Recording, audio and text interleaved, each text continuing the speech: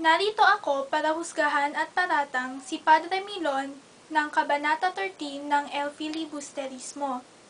Ikaw, Padre Milon, ay lumabag sa Artikulo 1, karapatan sa kalayaan at pagkapantay-pantay. Dahil hindi pantay ang trato mo sa iyong mga estudyante.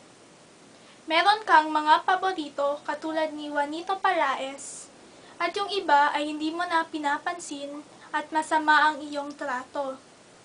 Nilabag mo rin ang Artikulo 11, karapatan laban sa pagpapahirap at di makataong parusa. Dahil sa parusang binigay mo kay Placido Penitente, na hindi siya pwede pumasok sa iyong klase ng 15 araw. Dahil lamang hindi niya nasagot ang iyong tanong.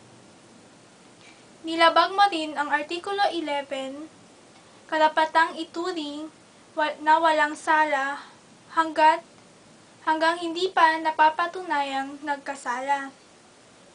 Dahil kahit si Juanito Paraes ang may kasalanan, hindi mo siya pinarusahan. Si Placido Penitente ang iyong pinarusahan. Kahit si Juanito ang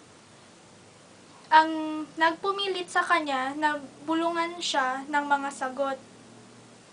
Nilabag mo rin ang Artikulo 26, karapatan sa edukasyon, dahil sa parusang binigay mo kay Placido Penitente na hindi siya pwede pumasok sa klase ng 15 araw.